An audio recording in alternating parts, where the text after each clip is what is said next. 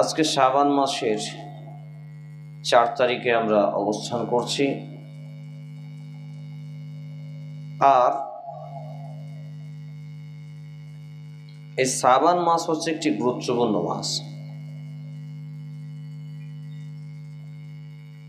এই শাবান মাস আমরা পেয়েছি, অত্যন্ত দুর্ভাগ্যের ব্যাপার যে আমরা এই শাবান মাসের আমল, শাবান মাসের কর্ম, শাবান মাস কি করা যায়, এ বিষয়গুলো নিয়ে আমাদের অনেকের ধারণা নেই, জ্ঞান নেই। শাবান মাস এটা হচ্ছে একটি গুরুত্বপূর্ণ ফজিলতপূর্ণ মাস, যেই মাসটা মূলত রমজান মাসের ইঙ্গিত দেয় যে রমজান আমাদের দ্বার প্রান্তে চলে এসেছে, কাছাকাছি চলে এসেছে, তো তোমরা এখন প্রস্তুতি নাও, এটাই মূলত বোঝায়। এটা হচ্ছে শাবান মাস। এই শাবান মাস হচ্ছে হিজরি সনের ৮ম মাস। এটি এই মাসের গুরুত্ব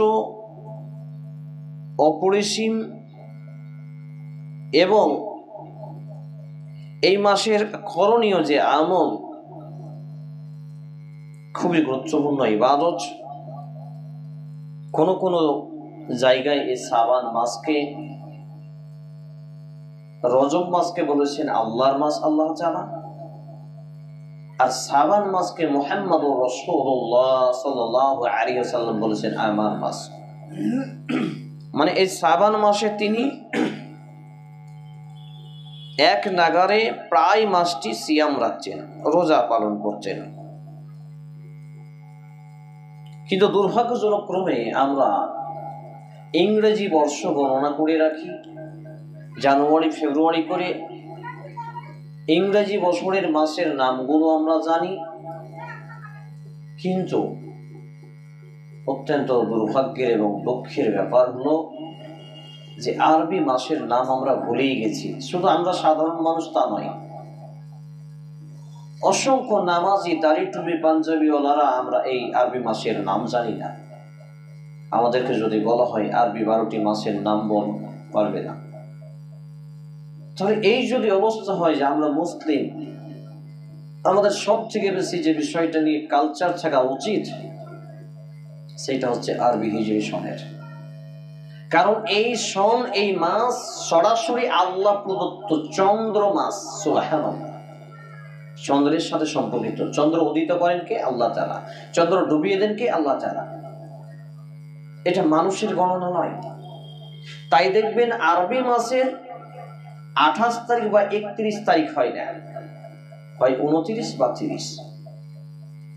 কিন্তু ইংরেজি মাসে দেখেন 28 তারিখও আছে, 31 তারিখও আছে। এত দুর্ভাগ্য জাতি আমরা। আমাদের ঘরে আজকে শাবান মাসের 4টি দিন অতিবাহিত হয়ে গেল। এর মধ্যে শাবান মাসের 4টি রোজা রেখে ফেলেছে অনেকেই।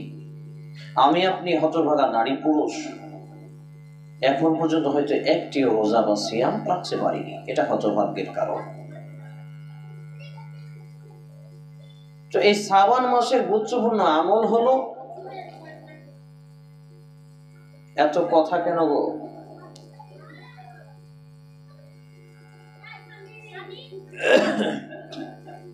প্রচুর চেঁচামেচি করছে এরা যে। আমি তো ওই কথাই বলেছিলাম, এটা তো বসার জায়গাটা মিষ্টি পড়েছে, সবগুলো ওই পাশে বসাতে হবে। প্রত্যেকটা কথা ক্যামেরাতে রেকর্ডিং হবে, ক্যামেরাতে সাউন্ড চলে গেলে সমস্যা, বিশাল সমস্যা। যা করবেন মনের সাথে একটা আওয়াজও যাতে না আসে কোনো মেয়ের। তো এই শাবান মাসের আমল আমাদের আয়েশা সিদ্দিকা রাদিয়াল্লাহু তাআলা আনহা তিনি বলছেন, বিশ্ব মানবতার মুক্তির দূত মুহাম্মদুর রাসূলুল্লাহ সাল্লাল্লাহু আলাইহি ওয়াসাল্লাম এই শাবান মাসে প্রায় মাসটি রোজা বা সিয়াম রাখতেন। প্রায় মাসটি মানে পুরো। উম্মে সালমা রাদিয়াল্লাহু তাআলা আনহা বলেন, আল্লাহর নবী মুহাম্মদুর রাসূলুল্লাহ সাল্লাল্লাহু আলাইহি ওয়াসাল্লামকে পরস্পর 2টি মাস কোনদিন আমি সিয়াম বা রোজা রাখতে দেখিনি, শাবান এবং রমজান ছাড়া। সুবহানাল্লাহ। তাহলে আল্লাহর নবী মুহাম্মদুর রাসূলুল্লাহ সাল্লাল্লাহু আলাইহি ওয়াসাল্লামের আমল ছিল তিনি শাবান মাসটি প্রায় রোজা রেখে কাটাতেন, হাতে গোনা কয়েকদিন ছাড়া। এই মাস আমাদের সামনে আসে এবং এই মাস আমাদেরকে যে ইঙ্গিত দেয় সেটা হচ্ছে যে রমজানের জন্য প্রস্তুত হয়ে যান, রমজানের জন্য প্রস্তুত হয়ে যান। আমরা রমজানের জন্য প্রস্তুত হই কিন্তু ভালো মন্দ খাওয়ার জন্য।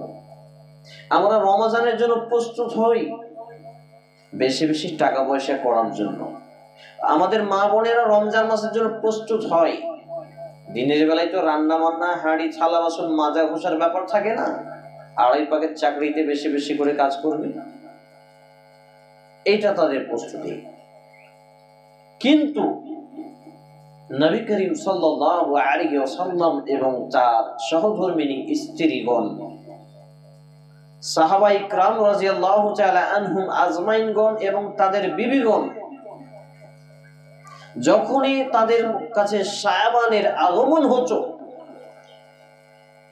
তখন তারা রমজানের পূর্ণাঙ্গ প্রস্তুতি নিতেন।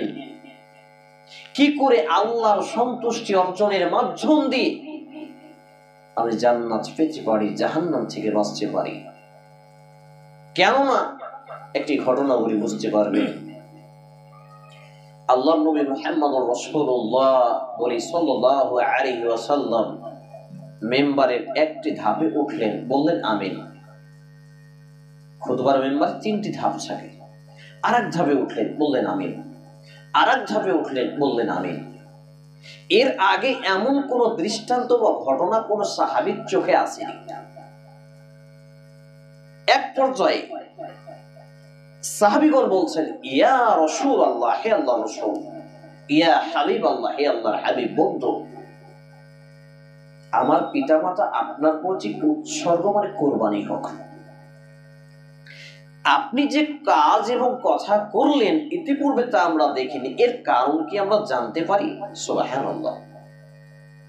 সেটা কি? আপনি প্রথম ধাপে উঠলেন, আমিন বললেন, দ্বিতীয় ধাপে উঠলেন, আমিন বললেন, তৃতীয় ধাপে উঠলেন, আমিন বললেন, এর রহস্যটা কি?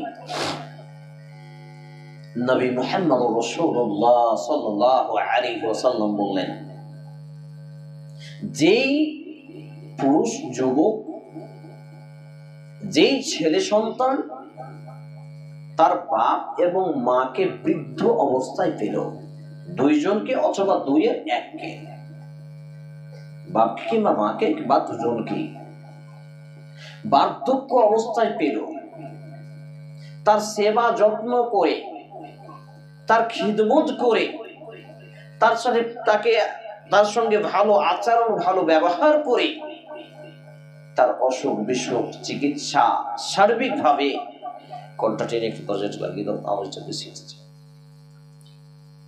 তার যাবতীয় দেখাশোনা পালন করে যেই ব্যক্তি জান্নাতের টিকিট অর্জন করতে পারলো না, অর্থাৎ যেই ব্যক্তি জাহান্নাম থেকে বাঁচতে পারলো না, কারণ তার বাপ মায়ের খিদমতই হচ্ছে তাকে জান্নাতে নিয়ে যাওয়া এবং জাহান্নাম থেকে বাঁচানোর মাধ্যম। এমন লোকেদের প্রতি স্বয়ং জিবরাইল আলাইহিস সালাম বললেন, এদের প্রতি আল্লাহর লানত, অভিশাপ, গজব পড়ুক। আর মুহাম্মদুর রাসূল সাল্লাল্লাহু আলাইহি ওয়াসাল্লাম তার প্রতি উত্তরে বললেন আমিন, অর্থাৎ আল্লাহ আপনি কবুল করুন। নাউযু বিল্লাহি মিন যালিক। ঘটনা বুঝে রাখেন, যাদের মা বাপ উপার্জনের সময়সীমা পেরিয়ে গেছে অথচ উপার্জন না করলে খেতে পায় না, খাটে আর চাটে।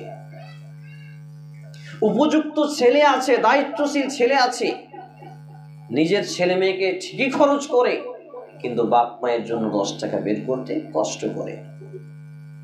বাপ মায়ের সেবা যত্ন নেই না, পরিচর্যা নেই না, ড্রেস পোশাক দেয় না, ছেলে মেয়ের জন্য হিসাব নিকাশ নেই খরচ করার, কিন্তু বাপ মাকে দিতে গেলে খুব হিসাব নিকাশ ক্যালকুলেশন আছে।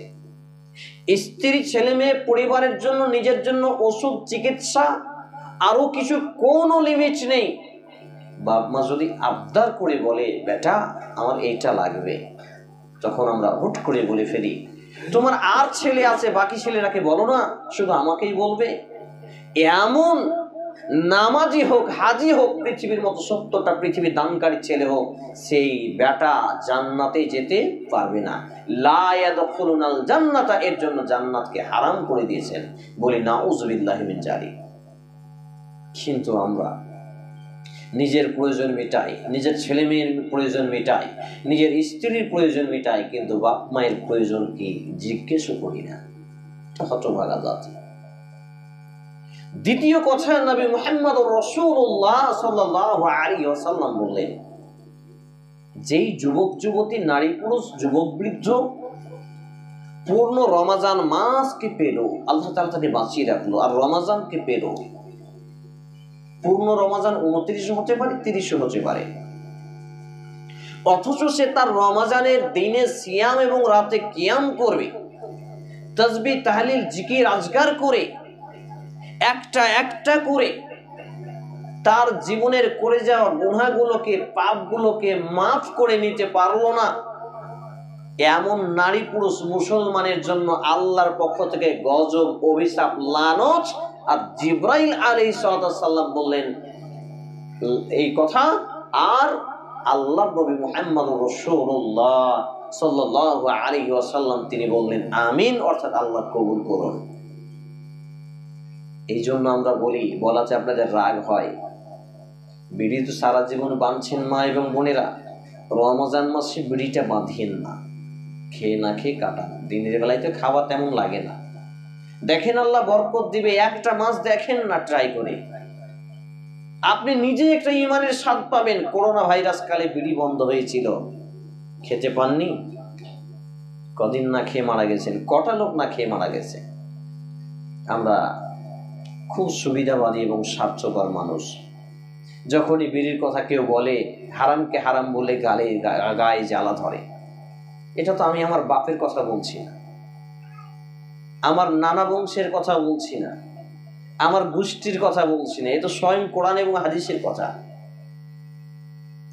অতএব আমার এবং আপনার বিবেকটাকে জাগ্রত করি। এক্ষুনি আপনার রাস্তার পাশে একটা কুত্তা যাচ্ছে, কুত্তাটাকে আমি জবাই করে আপনাকে মাংস দেব, আপনি খাবেন? কেন খাবেন না? একটা শুয়োর ওই পাড়াতে আছে, আমি জবাই করে আপনাকে দেব, আপনি খাবেন? খাবেন না। তার এই দিকে হুঁশ ঠিক আছে, কিন্তু যখন হারামকে হারাম বলছি তখন গায়ে জ্বালা ধরছে। বুঝতে হবে আমাদের ঈমান খুব দুর্বল। তাহলে যেই নারী পুরুষ পুরো রমাজান মাস পেল, হারাম ছাড়তে পারলো না, হালাল গ্রহণ করতে পারলো না, মিথ্যা ছাড়তে পারলো না, বাটপাড়ি ছাড়তে পারলো না, চুরি করা ছাড়তে পারলো না, বেঈমানি ছাড়তে পারলো না, ধাপ্পাবাজি ছাড়তে পারলো না, প্রতারণা দেওয়া ছাড়তে পারলো না, 5 ওয়াক্ত নামাজি হতে পারলো না, নারীরা পর্দাশীল হতে পারলো না, ইবাদতকারী নারী পুরুষ হতে পারলো না, এমন নারী পুরুষের জন্য আল্লাহর পক্ষ থেকে গজব। এবং আল্লাহর নবী মুহাম্মদুর রাসূল সাল্লাল্লাহু আলাইহি ওয়াসাল্লাম সরাসরি আমিন বলেছেন, মানে আল্লাহ কবুল করুন, মানে বুঝেন আপনার অবস্থা কি হতে পারে। 3 নম্বর, যখন কোনো মজলিসে, কোনো জায়গায় নবী করিম সাল্লাল্লাহু আলাইহি ওয়াসাল্লামের নাম আছে, মুহাম্মদ সাল্লাল্লাহু আলাইহি ওয়াসাল্লাম, রাসূল করিম সাল্লাল্লাহু আলাইহি ওয়াসাল্লাম, মুহাম্মাদুর রাসূলুল্লাহ সাল্লাল্লাহু আলাইহি ওয়াসাল্লাম, যে কোনো ভাবে যখনই তার নাম আসলো, আর কেউ যদি তার উপরে দরুদ না পড়ে, অর্থাৎ সাল্লাল্লাহু আলাইহি ওয়াসাল্লাম এই কথা না পড়ে, তাহলে তার উপরে আল্লাহর লানত, অভিশাপ, গজব। আর মুহাম্মদ সাল্লাল্লাহু আলাইহি ওয়াসাল্লাম বললেন আমিন। কত ভয়ঙ্কর কথা! আপনি নবীর নাম দিনে শত শতবার শোনেন, কিন্তু একবারও দরুদ করেন না। অন্য হাদিসে তিনি বলেন, যে ব্যক্তি আমার নাম শোনা সত্ত্বেও সে আমার উপরে দরুদ পড়ল না, সে ব্যক্তি হচ্ছে বখিল, কৃপণ, কানজুস। অন্য হাদিসে বলা হয়েছে, যেই ব্যক্তি একবার মুহাম্মদ সাল্লাল্লাহু আলাইহি ওয়াসাল্লামের উপরে দরুদ পাঠ করবে, আল্লাহর পক্ষ থেকে ওই নারী পুরুষের উপরে 10 বার রহমত নাজিল হবে। বলি সুবহানাল্লাহ। আপনি মানসিক টেনশনে আছেন, কষ্টে আছেন, বিপদে আছেন, বালা মুসিবতে পড়েছেন, দুর্ঘটনা হয়েছে, অ্যাক্সিডেন্ট হয়েছে, মনে শান্তি পাচ্ছেন না, হতাশা টেনশনে ভুগছেন, একবার যদি আপনি দরুদ পড়েন 10 বার আপনার উপরে রহমত নাজিল করবেন স্বয়ং আল্লাহ রাব্বুল আলামিন। বলা যাবে না সুবহানাল্লাহ? এই হচ্ছে ফ্যাসিলিটি। নাম্বার 2, যে ব্যক্তি একটি বার আল্লাহর নবীর উপরে দরুদ পাঠ করবে, সেই ব্যক্তির 10টি পাপকে, গুনাহকে আল্লাহ তাআলা ক্ষমা করে দেবেন। বলি সুবহানাল্লাহ। এবং আল্লাহ রাব্বুল আলামিন তার আমলনামায় 10টি নেকি লিখবেন। আর আল্লাহ রাব্বুল আলামিন তার মর্যাদাকে বৃদ্ধি করে দেবেন। এতগুলো বেনিফিট শুধুমাত্র ছোট দরুদ, সবচেয়ে ছোট দরুদ হচ্ছে সাল্লাল্লাহু আলাইহি ওয়াসাল্লাম, এইটা বলা। তাহলে এতক্ষণ আপনারা যতবার সাল্লাল্লাহু আলাইহি ওয়াসাল্লাম বললেন, প্রত্যেক একবারের বিনিময়ে 10টি করে নেকি, একবারের বিনিময়ে 10টি করে রহমত নাজিল, একবারের বিনিময়ে 10টি করে গুনাহ মাফ, একবারের বিনিময়ে 10টি করে মর্যাদা বৃদ্ধি। আল্লাহুস সামাদ, সুবহানাল্লাহ। এত মর্যাদা। তাহলে বলছিলাম যে এই রমজান মাসের পূর্বে এই শাবান মাস, এই শাবান মাসের গুরুত্ব অপরিসীম।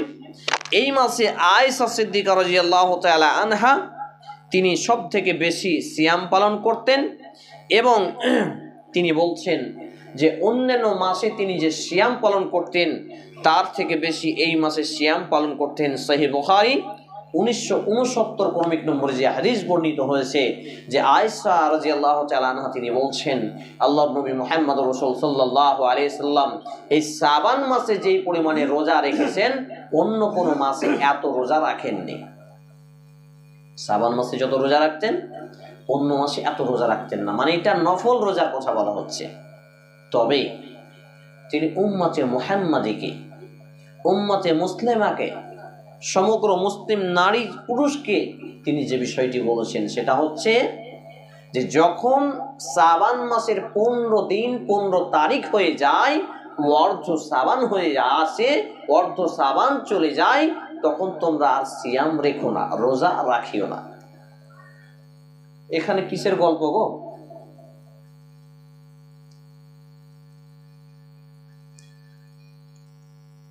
শাবান মাসের 15 তারিখ চলে এলে আর শাবানের রোজা বা সিয়াম রাখতে নিষেধ করেছেন। কেন? যাতে করে মানুষের শরীর দুর্বল না হয়ে যায়, শরীর খারাপ না হয়ে যায়। কত বড় দয়ালু তিনি মুহাম্মদুর রাসূলুল্লাহ সাল্লাল্লাহু আলাইহি সাল্লাম, যে আমার এবং আপনার প্রতি তিনি ইহসান করেছেন আল্লাহর পক্ষ থেকে। সুবহানাল্লাহ। এবং এই শাবান মাসের রোজা হচ্ছে নফল বাড়তি ইবাদত, এক্সট্রা বেনিফিট। তবে রমজান মাসের সিয়াম হলো ফরজ, ফারজে আইন, বাধ্যতামূলক। শাবান মাসের সিয়াম বা রোজা যদি আপনি পূর্ণ মাস রাখেন, শরীর যদি দুর্বল হয়ে যায়, কোনো কারণে যদি আপনি রমজান মাসের সিয়াম বা রোজা রাখতে না পারেন, তাহলে আপনি গুনাহগার হবেন। কিন্তু শাবান মাসের রোজা যদি কোনো কারণে ছুটে যায়, এতে আপনার গুনাহ বা পাপ হবে না, তবে নেকি পাবেন না। নেকিটা কি? সুনানে আবু দাউদ গ্রন্থের হাদিস কিতাবুস সাওম অধ্যায়ে বর্ণিত হয়েছে, আল্লাহর নবী মুহাম্মদুর রাসূলুল্লাহ সাল্লাল্লাহু আলাইহি ওয়াসাল্লাম বলছেন, কেউ যদি একটি মাত্র রোজা, সিয়াম আল্লাহকে সন্তুষ্টি করার জন্য রাখে, আল্লাহর সন্তুষ্টি অর্জনের জন্য রাখে, তাহলে গুফিরা লাহু মা কাদ্দামা মিন জামবিহি, তার পূর্বের গুনাহ খাতাকে আল্লাহ তাআলা মাফ করে দেন। বলে সুবহানাল্লাহ। দ্বিতীয়ত, যদি কেউ একটি মাত্র সিয়াম, একটি মাত্র রোজা আল্লাহর সন্তুষ্টি অর্জনের জন্য রাখে, সেই ব্যক্তিকে আল্লাহ তাআলা, সেই নারী পুরুষকে আল্লাহ রাব্বুল আলামিন 500 বছর জাহান্নামের আগুন থেকে বাঁচিয়ে রাখেন। বলি সুবহানাল্লাহ। এটা হচ্ছে নফল রোজার পাওয়ার, নফল সিয়ামের পাওয়ার। একটা সিয়াম, একটা রোজা রাখলে 500 বছর আল্লাহ তাআলা আমাকে আপনাকে জাহান্নামের আগুন থেকে বাঁচাবে। কিন্তু ধর্মীয় জ্ঞান কম, পাপিষ্ঠ নারী তাদের যে পিরিয়ডের কারণে, মেন্স মাসিক হাইজের কারণে যে সিয়াম বা রোজাগুলো ছুটে যায়, সেইগুলোই তারা ঠিক মতো আদায় করে না। রমজান পেরিয়ে যায়, কত রমজান পেরিয়ে যায়, একটা রোজা কাজা রেখে যদি মারা যান, আল্লাহর নবী মুহাম্মদুর রাসূলুল্লাহ সাল্লাল্লাহু আলাইহি ওয়াসাল্লাম এক হাদিসে বলছেন, কেউ যদি একটা রোজা ছেড়ে দেয়, আপনার তো এটা ছেড়ে দেওয়া মানে ছুটে যায়, তো আপনি কাজা আদায় করলেন না। কাজা মানে হচ্ছে পূরণ করা, পূরণ করলেন না। তাহলে আপনি যদি সারা জীবন একটা দিনও বাদ না দেন, রোজা রাখেন, তবু ওই একটা রোজা সিয়ামের সমান হবে না। বলি নাউজুবিল্লাহ। আপনি জীবনে কত রোজা, কত সিয়াম ছেড়েছেন, সবই যদি আল্লাহ ক্ষমা করে দেবে, তাহলে আগুনে পোড়াবে কি দিয়ে আপনাকে? দুনিয়াতে খেয়ে চামড়া মোটা করে শরীরে চর্বি জমানো, এটা ঈমান নয়, এটা ঈমান নয়। কষ্টের জীবন কাটিয়ে জাহান্নামকে ভয় করে জান্নাত পাওয়ার আশায় দুনিয়ার কষ্ট মেনে নিয়ে জান্নাতের আশা নিয়ে জীবন কাটানোর নাম ঈমান। অতএব শাবান মাসে আমাকে এবং আপনাকে বেশি বেশি রোজা রাখতে হবে। আজকে যেহেতু 4 দিন চলে গেল, মাগরিবের আজান হলেই 5 দিনে পড়ে যাবে। কারণ ইসলামিক নিয়মে মাগরিবের যখন সূর্য ডুবে যায় তখন একটা দিন শেষ, আবার যখন আজান শুরু হয় একটা দিন শুরু হয়ে গেল সূর্যাস্তের পর। সেই সূত্রে আগামীকাল শুক্রবারের দিন সাধারণত সিয়াম না রাখার কথা আছে, তবে ধারাবাহিকভাবে যদি আপনি করতে থাকেন তাহলে শুক্রবারে করতে পারতেন। কিন্তু যেহেতু যারা করেননি তারা কালকে বাদ দিয়ে শনিবার থেকে, অর্থাৎ শুক্রবারের দিন যে রাত থেকে রোজা ধরবেন, তারপরে রোজা রাখবেন। 1টা 2টা 3টা নির্দিষ্ট নয়, যটা পারেন তটা করবেন। আমাদের সমাজে 15 শাবানে ভাগ্য রজনী দিনে সিয়াম রাতে কিয়াম নামে যে প্রচলিত আছে, এইটা হচ্ছে বিদআত এবং পাপ কাজ, এগুলো করা যাবে না। হালুয়া রুটি খাওয়া, শবে বারাত পালন করা, এ নামের যত কিছু আছে সব কি হচ্ছে বিদআত, এবং আল্লাহর নবী মুহাম্মদ রাসূল সাল্লাল্লাহু আলাইহি সাল্লামের রেখে যাওয়া দ্বীন ইসলামকে বিভ্রান্তিকর। আল্লাহর নবী মুহাম্মদ সাল্লাল্লাহু আলাইহি ওয়াসাল্লাম তিনি কতটা গুরুত্ব দিতেন এই নফল সিয়ামের একটা সময় আপনাকে বলি। আল্লাহ তাআলা বলছেন এটা এমন একটি মাস, আল্লাহ রাসূল সাল্লাল্লাহু আলাইহি সাল্লাম তিনি বলছেন এটা এমন একটি মাস যেই মাস সম্পর্কে মানুষ বেখবর, যা রজব ও রমাজানের মধ্যবর্তী মাস। মানে রজব মাস পেরিয়ে গেছে, এখন শাবান, আর এর পরবর্তী রমজান। এটা এমন একটা মাস যাতে বান্দার আমলনামাকে আল্লাহ তাআলার কাছে উঠানো হয়। বলি সুবহানাল্লাহ। আল্লাহ তাআলা মানুষের আমলকে তার কাছে উঠানো হয় হিসাবের জন্য, মানে দেখানোর জন্য। সুতরাং আমি এটা পছন্দ করি, ভালোবাসি যে আমার আমলনামা যখন আল্লাহর কাছে উঠানো হবে তখন যাতে আমি সিয়াম বা রোজা থাকি। সুবহানাল্লাহ। সুনানে নাসাই গ্রন্থের 2357 ক্রমিক নম্বরে হাদিসটি বর্ণিত হয়েছে। অতএব আল্লাহ তাআলা মাসিক রিপোর্ট পরিবেশন নেন বান্দা এবং বান্দির, তার কাছের আমলনামাকে পরিবেশন করা হয়। সেই সূত্রে আল্লাহর নবী মুহাম্মদ সাল্লাল্লাহু আলাইহি সাল্লামের যেটা ইচ্ছা যে আমার আমলনামা আল্লাহর কাছে পেশ করা হোক, আমি যখন সিয়াম থাকবো, না খেয়ে থাকবো আল্লাহর সন্তুষ্টি অর্জনের জন্য। সুবহানাল্লাহ, কত মর্যাদা। দ্বিতীয় কথা, প্রত্যেক সোমবার এবং বৃহস্পতিবার সিয়াম রাখা। প্রত্যেক সোমবার এবং বৃহস্পতিবারের দিন আল্লাহর নবী মুহাম্মদ রাসূল সাল্লাল্লাহু আলাইহি সাল্লাম সাপ্তাহিক সিয়াম বা রোজা রাখতেন। এটা এই জন্যই তিনি বলেন, প্রত্যেক ব্যক্তির আমল নামাকে সাপ্তাহিকভাবে আল্লাহ তাআলার কাছে রিপোর্ট পেশ করা হয়, তুলে ধরা হয়। আমি চাই এই সোমবার এবং বৃহস্পতিবার যখন আমার আমল নামা আল্লাহর কাছে হাজির করা হবে, তখন যাতে আমি সিয়াম থাকি, সুবহানাল্লাহ, রোজা থাকি। আগে আমরা দেখতাম, আমি যখন ছোট ছিলাম, বিশেষ করে নানিকে, মা খালাদের, যারা এই সাপ্তাহিক 2টি দিন সিয়াম রাখতেন। জি, আজকে তো আমাদের দুনিয়া ভোগের জন্য বিলাসিতার জীবন পেয়ে ফরজ সিয়ামগুলোই তো ঠিক মতো আদায় হয় না। নারীদের ছুটে যাওয়া রোজাগুলোই তো পালন করে না, কাজা করে না। আরেকটি হাদিস বলে আলোচনা শেষ করব।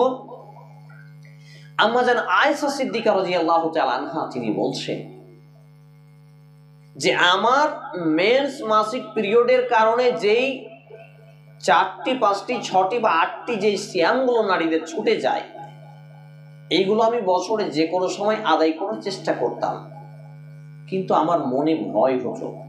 কি ভয়?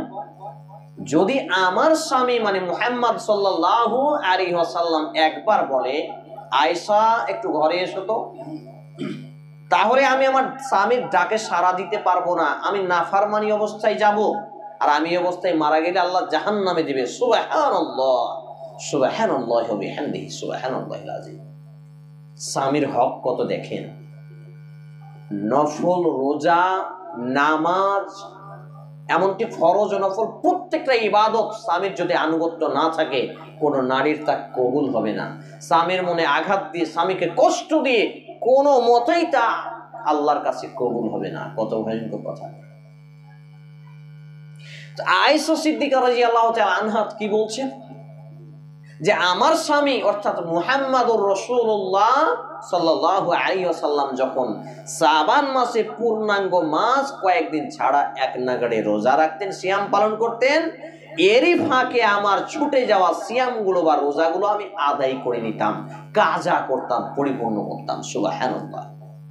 তাহলে যেই মা এবং বোনদের সিয়াম বা রোজা ছুটে আছে, তারা এই শাবান মাসে রোজা রাখুন। যদি আপনার ছুটে যাওয়া রোজা না রাখেন, যদি এই অবস্থায় মারা যান, সারা জীবন রোজা রেখেও তা একটা রোজার সমান হবে না। অতএব আসুন আমরা শাবান মাসকে মূল্যায়ন করি। এটি হচ্ছে একটি গুরুত্বপূর্ণ মাস। এই মাসের মর্যাদাও অপরিসীম, এবং এই মাসে আল্লাহ নবী মুহাম্মদ রাসূল সাল্লাল্লাহু আলাইহি ওয়াসাল্লাম বেশি বেশি সিয়াম রাখতেন। আমাদের কর্মসূচিটাকে এভাবে গড়তে হবে। নামাজ ছেড়ে দেওয়া যাবে না, বেপর্দা হওয়া যাবে না, এমনকি চেহারা খুলেও যাওয়া চলবে না পরপুরুষের সামনে। আমাদের আমাদের ঘরের মা এবং বোনদের স্বভাব চরিত্রে এমন, একটা বাড়িতে যদি 2 দিন 4 দিন 10 দিন একটা ছেলে আসে, ওটার পরপুরুষ হয় না, ওটা নিজের পুরুষ হয়ে যায়। নাউজুবিল্লাহ। তখন তার সামনে শুধু চেহারা খোলা নয়, সব খোলাই যেন তার জন্য জায়েজ হয়ে যায়। লা হাওলা ওয়ালা কুওয়াতা ইল্লা বিল্লাহ। এইসব নারী পুরুষ জান্নাতে যেতে পারবে না। ভয়াবহ কারণ, দেবরের সামনে তো নয়, দেবরকে মৃত ভাইয়ের সঙ্গে তুলনা করা হয়েছে। দেবরের সঙ্গে কথা বলা, এমনকি বিপদ আপদেও দেবরের কাছে সাহায্য নেওয়া জায়েজ নেই ইসলামে। দেবরের পাশে গিয়ে গল্প করা, হাসি মজাক করা, এটা অনেক দূরের কথা। সম্মানিত উপস্থিতি ভাই বোন, অতএব আসুন এই শাবানের পরবর্তী মাসটাকে টার্গেট রেখে আমরা শাবান মাসের আমলগুলোকে সুন্দর করি, আমরা আমাদের আখলাক আদব চরিত্রকে সুন্দর করি। আল্লাহ রাব্বুল আলামিন আমাদের তৌফিক দান করুন, আমরা বলি আল্লাহুম্মা আমিন। আল্লাহ তাআলা আমরা যারা অসুস্থ, আমাদেরকে পূর্ণাঙ্গ শিফায়ে কামিলা আজিলা দান করুন, আমরা বলি আল্লাহুম্মা আমিন। কোটা আছে হে আল্লাহ তাআলা, আমরা যারা অভাবী, আমাদেরকে অভাবমুক্ত জীবন দান করুন, আমরা বলি আল্লাহুম্মা আমিন। হে আল্লাহ রাব্বুল আলামিন, এখানে উপস্থিত প্রত্যেকটা মা এবং বোনকে এবং আমরা যারা আছি, আমাদের জীবনের জানা অজানা প্রকাশ্যে গোপনে সব পাপগুলোকে মাফ করে দিন, আমরা বলি আল্লাহুম্মা আমিন। হে আল্লাহ রাব্বুল আলামিন, আমাদের এখানে উপস্থিত হওয়ার বদৌলতে, এই ওসিলাতে আমাদের জীবনে জানা অজানা প্রকাশ্যে গোপনে ছোট বড় সব পাপগুলোকে মাফ করে দিয়ে আমাদের এই কার্যক্রমকে কবুল করে আমাদের জন্য জাহান্নামের আগুনকে হারাম করে দিয়ে আমাদের জন্য জান্নাতকে ওয়াজিব করে দিন, বাধ্যতামূলক করে দিন। আমরা বলি আল্লাহুম্মা আমিন। হে আল্লাহ রাব্বুল আলামিন, এই দাবি, এই দোয়া, এই দরখাস্ত আপনার সামনে রেখে আমরা আমাদের আলোচনা এখানে ইতি টানছি। আল্লাহুম্মা সাল্লি আলা মুহাম্মাদিন ওয়া আলা আলি মুহাম্মাদ কামা সাল্লাইতা আলা ইব্রাহিম ওয়া আলা আলি ইব্রাহিম ইন্নাকা হামিদুম মাজিদ। আল্লাহুম্মা বারিক আলা মুহাম্মাদিন ওয়া আলা আলি মুহাম্মাদ কামা বারাকতা আলা ইব্রাহিম ওয়া আলা আলি ইব্রাহিম ইন্নাকা হামিদুম মাজিদ। সুবহান রাব্বিকা রাব্বিল ইজ্জাতি আম্মা ইয়াসিফুন ওয়া সালামুন আলাল মুরসালিন ওয়া আখিরু দাওয়ানা আলহামদুলিল্লাহি রাব্বিল আলামিন। সবশেষে দোয়া আমরা পড়ব, সুবহানাল্লাহুম্মা ওয়া বিহামদিক আশহাদু আল্লা ইলাহা ইল্লা আনতা আস্তাগফিরুকা ওয়া আতুবু ইলাইক। আসসালামু আলাইকুম ওয়া রাহমাতুল্লাহি ওয়া বারাকাতুহু।